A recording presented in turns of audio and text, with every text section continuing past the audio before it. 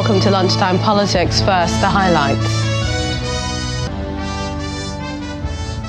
Federal government and Labour leaders meet over measures and policies to cushion the effect of petrol subsidy removal on workers.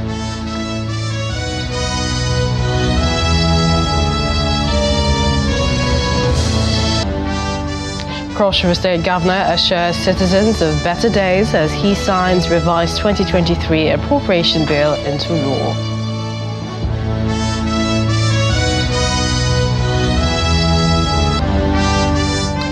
And Gombe State Government appoints 12 new permanent secretaries.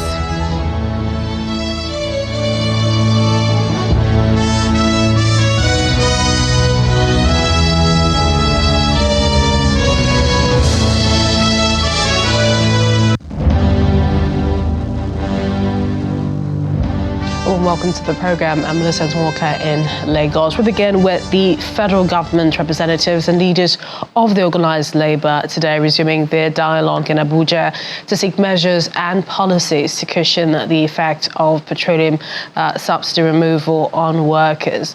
President Bola Tinubu had made a passionate plea to organised labour to give him more time to look into their grievances rather than embark on a planned nationwide protest. The president stresses that he is relatively new in office and needs to settle down to look for ways of resolving overlapping issues from past government.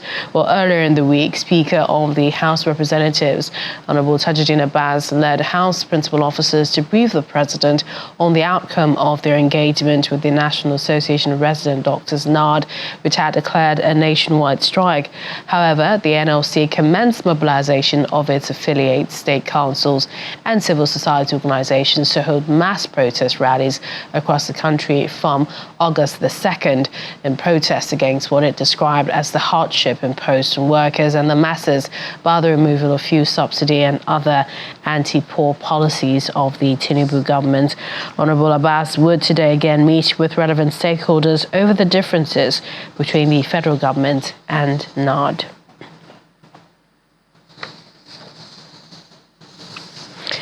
While staying with the presidency, President Bola Tinubu has promised to re-engineer the finances and economy of the country, even as he called for patience and understanding of Nigerians, particularly the youth, assuring them that the hardships of the moment will eventually give way for a more prosperous, equitable and inclusive economy. The president said this when he received All Progressives Congress national youth leaders from across the 36 states of the Federation and the Federal Capital Territory at the presidential villa. Even as the country continues to grapple with the economic challenges amid the fuel subsidy removal, President Tinubu says Nigerians must understand that the proposed palliatives are just a temporary solution, but the long-term solution is to re-engineer the economy.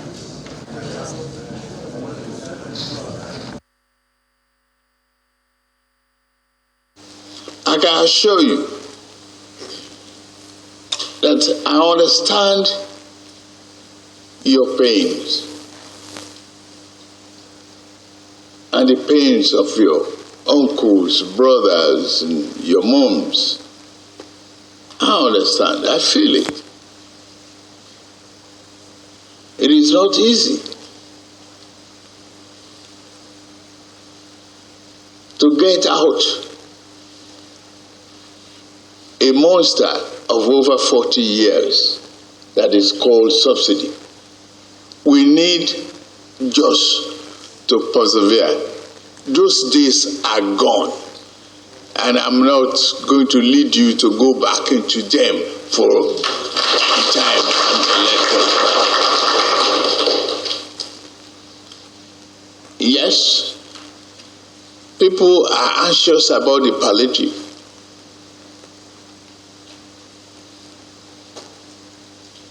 Palliative is not the solution. It's just a temporary relief.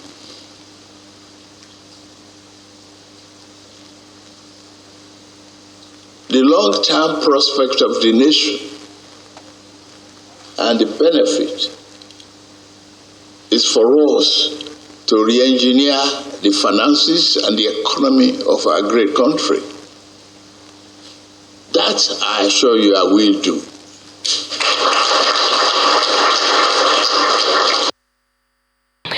And finally, the much-anticipated list of ministerial nominees from the president was received by the Senate, beating the constitutional deadline for this submission. Now, President of Senate, Senator Godswill Akpabio, read the list of 28 nominees, which include 4 former governors, Nyesom Wike, Nasir El-Rufai, Senator David Mahi, and Abubakar Badaro. The list also contains 7 females, while a few presidential media aides, Mr. Dele Alake, Mr. Olawale Edun, and others made the list. And let's hear this report from our correspondent, Linda Kibwe. It's the final plenary session in the Senate for the week, and the 60 days constitutional deadline looms for President Bola Tinubu to send a list of his ministerial nominees to the Senate for confirmation. A few minutes past 11 a.m., lawmakers begin to trickle into the chamber. In the gallery upstairs, the mood is expectant as journalists and observers wait in anticipation of the Senate President to read the correspondence from President Tinubu containing the ministerial list. In the chamber, senators huddle in groups, having private discussions as they await the arrival of the Senate President. By noon, it's obvious that the Senate President is running unusually late for plenary. He finally walks into the chamber by 5 minutes past 12. Okay, no problem.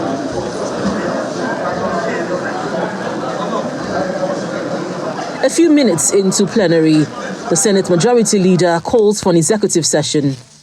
Nearly 30 minutes later, the executive session ends. The Senate leader thereafter asks the upper chamber to suspend its rules to allow President Tinubu's chief of staff entry into the chamber. Former Speaker of the House of Representatives, Right Honorable Femi Gbajabiamila, be admitted into chamber to deliver, and being specific, it is the ministerial list from Mr. President. Thank you, sir. I so move.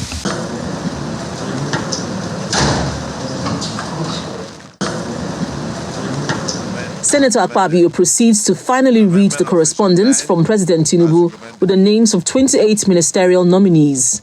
Prominent on the list are 4 former governors, Nyesom Wike, Nasir El-Rufai, David Mahi, and Badaru Abubakar. Some former lawmakers made the cut, namely Senators Abubakar Kyari, John Eno, Sani Danladi, Honorable Ekperipe Ekpo, and Honorable Olubumi Ojo.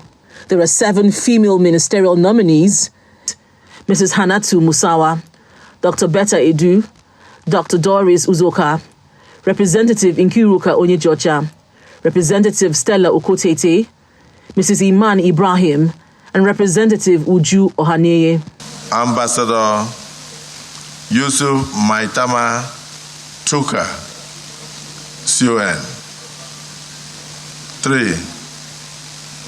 Architect Ahmad Dangiwa, Chief Uche Naji, Mr. Bello Muhammad Goronyo,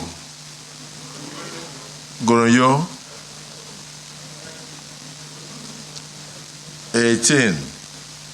Mr. Dele Alake. While the Senate waits to receive the additional nominations, some lawmakers share their thoughts on the ministerial nominees and what to expect from the upcoming screening exercise. I am very highly impressed because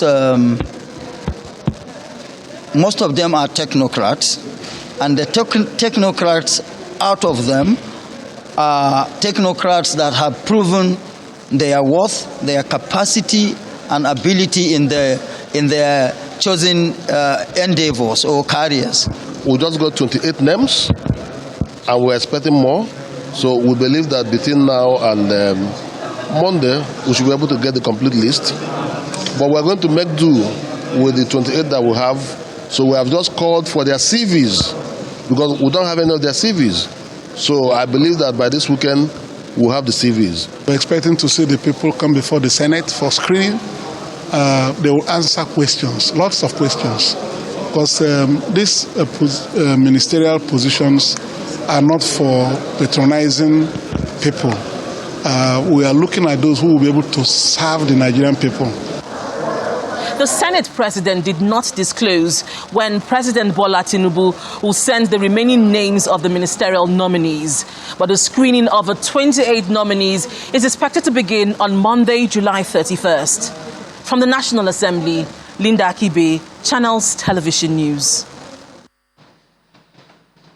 Well, in accordance with the Nigerian Constitution as amended, in March, former President Muhammadu Buhari signed the bill into law, which section provides, Section 42, that is, the nomination of any person to the office of a minister for confirmation by the Senate shall be done within 60 days after the date the President has taken the oath of office. President Bola Tinubu and governors, including the re-elected governors, took their oath of office on May the 29th, 2023. So has the President met the provisions, the requirements of the Constitution? To talk more about this, legal practitioner Dr. Kayode Akinshola joins me now to look at this. Welcome to the program. Thank you so much for having me, and good afternoon. Good afternoon. So what's your take? Has he fully met the provisions of the Constitution in that regard after sending the 28 names, the nominees, to the Senate? Now, before talking about the issue of the Constitution, I think I need to make a few observations and opinion as to the appointments that were being made by the President. To some of us, we expected that majority of them will be more of a technocrats than political or politicians or political actors, as the case might be. However, the provisions of Section 42 of the Constitution was very clear as regards to the 60 days within which the Mr. President was supposed to nominate the numbers of ministers that were supposed to be appointed, particularly in Section A of it. The Section B mentioned about the women, minimum of at least 10% of the women must be part and parcel of that nomination. Now, Mr. President has been able to beat the deadline of that 60 days, in spite of the fact that the portfolio were not mentioned. But when you go through down that Section 42, Mr. President can still appoint more ministers, as it were, but they will be subjected to the approval of the Senate. So as it stands, Mr. President is still working within the ambit of law. He has done what is expected of him within the principles of Constitution. There is no constitutional infraction in what he has done, but more will have been expected from some of the people that were nominated, because we expected core professionals. You recall when former President Olusegun Obasanjo came on board, he had hunted majority of his cabinet members who were not political actors. You cannot go back and begin to pick technocrats who will serve in the capacity of special assistant or special advisor, who will now be reporting to the coordinating ministers. But it's neither here nor there. We believe that in all of this, in a few weeks' time, we'll be able to see what this narrative is going to bring to the bear. Thank you. Indeed. One can argue that since there is no legal or constitutional provision to that regard, with regards to the selection, technocrats or otherwise, he has that discretionary power. But then looking at the fact that portfolios were not attached, do you see a problem?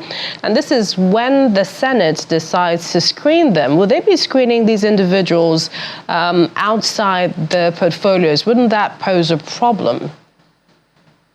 Now, from what we have seen and from what APC government, since they assumed office, we have been seeing a kind of cordial relationships between the Senate, House of Reps, as well as the presidency. So much is not likely going to be expected as to screening out majority of these ministerial nominees. Majority of them will scale through from what we have actually seen. But we will have loved if we know the capacity in which some of these people will be served, so that the Senate will know the borderline questions they were supposed to ask. Some of them by the time they are appearing in relations with their credentials, their experiences, places that they have gone to, and what they have achieved in their private life. But you can't pick somebody who have left the practice of either economy, practice of finance, practice of law for several years. He has spent the majority of his life within the political climb. Now inviting such a person to come and hold a political office. The current problem that Nigeria is having, when you look at it, is more of economy, less of political. And the solution that we should be talking about, the mental capability of the presidency, should be tilting towards that direction. Now, inflation is coming broad daylight to us. Immediately the funds were being sent to various states, you are going to see hyperinflation. That is expected. What is the state of our foreign reserve? What's our per capita income? What are the indices, as well as our foreign exchange as it stands? So this should be what should be, a concern to every Nigerian. And this we expect from Mr. President. It's within his rights. There is no, illegality in what he has done. But what we are trying to consider here is the possibility and practicability of some of these political nominees who are purely, politicians, majority of them. So it's within his rights. Dr. Akinshola, the section of the Constitution 42, does it also apply to states? We know that a number of state governments have sent in their cabinet list, Abia, Akwa Ibom, a few sent overnight, but we have a few states that haven't done that yet. It doesn't appear to the state, government or states, various states in the nation. It applies solely to the federal government and the president, as it were. So majority of the states, they were only adopting it because it's something that's obtainable by the president, by the presidency, and they don't want to act as if they are jumping the gun. And as from Tuesday, even as from yesterday, majority of them have started sending their commissioner nominees to the state of House of Assemblies. Indeed, we will still be talking about this issue in the days to come. We would like to thank you. Dr. Kayode Akinshola is a legal practitioner. Many thanks for joining us. Thank you so much for having me. This is an issue we'll continue to talk about, and we have another guest joining us right after this break. Stay with us.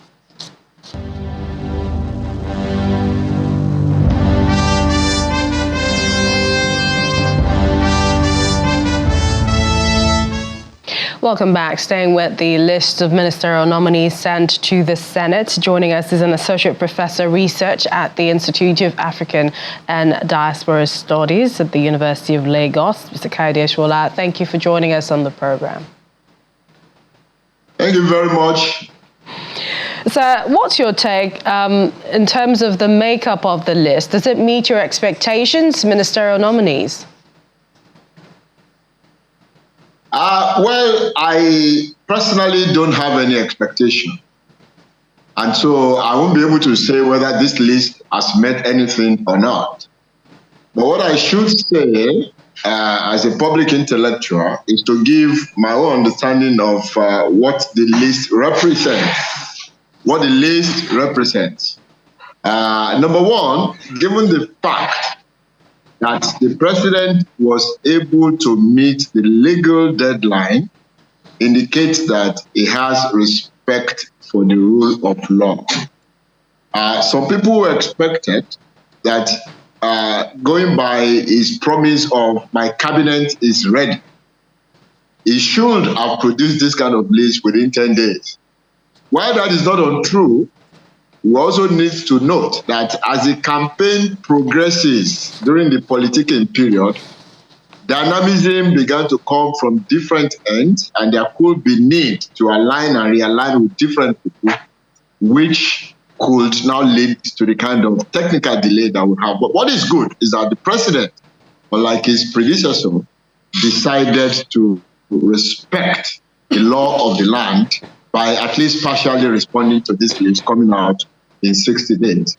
That's one defining characteristic, as I put it, of the list. The second one is that it is sensitive to inclusiveness in terms of gender, in terms of age balancing, and in terms of other factors that you may think about. I'm not saying it is pursuing equality, but it is sensitive to inclusiveness. So that also is a character that you can read to the list. The third one is that The list is also not non-exclusive. When you look at the appointment of somebody like Wike, who's from another political party, what you see is non-exclusion. So in general, in terms of defining characteristics, these are the three things that stand out. The next thing you may also need to look at is to note that, of course, none of them at this point has a portfolio. That's an emerging trend in Nigerian political circle. But we need to inform the government as well as the public that whenever the portfolios will be assigned to any of these ministers, the most problematic areas of national urgency must be given the priority. And if I were Mr. President, I'll take three areas most importantly. The first one is security, which is the essence of the existence of the state. APC government under President Ahmed Tinubu is currently the driver of the Nigerian state. So whoever will be in charge of the overall security of Nigeria must be identified in this first list, so that, as we say in Nigerian parlance, the person will hit the ground running. That's fast becoming a cliché. After security, economy comes next. Because once people are secured, they want to be able to have a balanced economic system where reward system will be equitable to everybody who lives and works in Nigeria. The third one, in my perspective, is national orientation and information. As we speak, the orientation of an average Nigerian citizen today is extremely poor, courtesy of the kind of treatment they have received, either directly or indirectly, from the Nigerian state. I think an area of national urgency, apart from security and economy, is that of national orientation. That will help us produce more citizens, real citizens, patriotic citizens. Surely, Mr. Shola, that you do not mean that the portfolio should be assigned after they've successfully passed the screening. Shouldn't that come before the screening begins? Well, I mean, I put it that whenever the portfolios will be shared, and I include the screening gap and all these things, to screen these people is a function of specialized agents that we have in our constitution. Yes, but the National Assembly, representatives of the Nigerian people. Say it again? The National Assembly, representatives of the Nigerian people. Don't they have a say? Exactly. They are there to represent the interests of the Nigerian people, at least in theory. And so when they screen, we take it legally that they're screening in our behalf. But I just try to itemize and identify those three aspects that should be of national urgency at this point. All right, Associate Professor Research at the Institute of African and Diaspora Studies, University of Lagos. Thank you for lending your thoughts to this. This is an issue we will continue to speak to. Thanks for joining us again. Thank you, Channel Television. Have a better.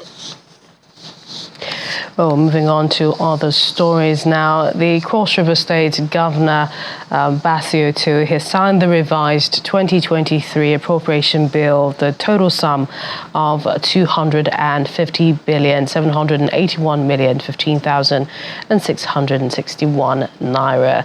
The bill, which had a downward review from the previous budget size of 330 billion naira, became expedient because the government's decision to work within a realistic financial framework of the state. According to the governor, the essence of the downward review is to capture the true income indices, make the bill more realistic in line with current reality.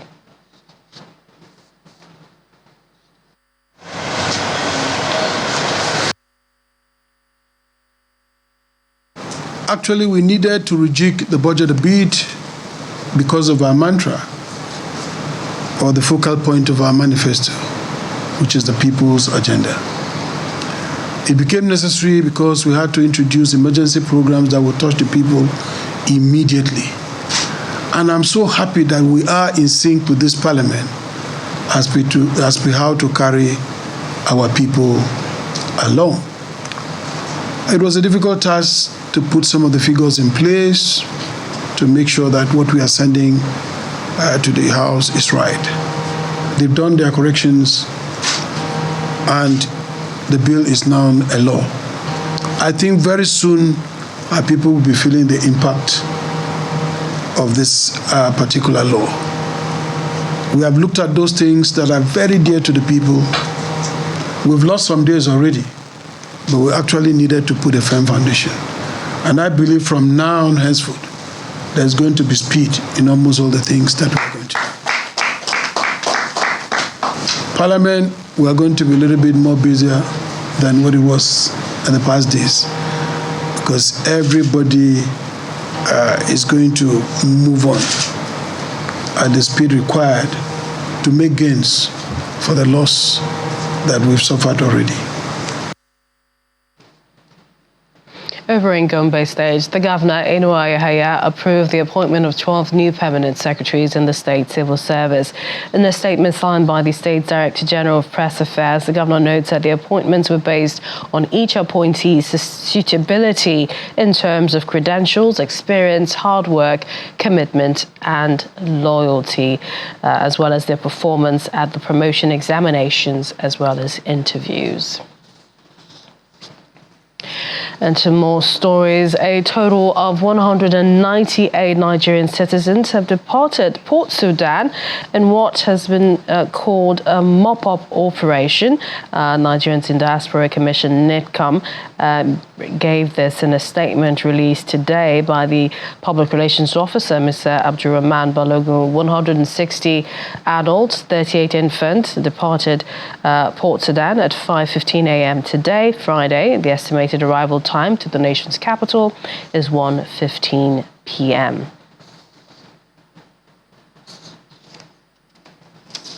That's lunchtime. You've been served. Many thanks for watching. I'm Millicent Walker. Bye for now.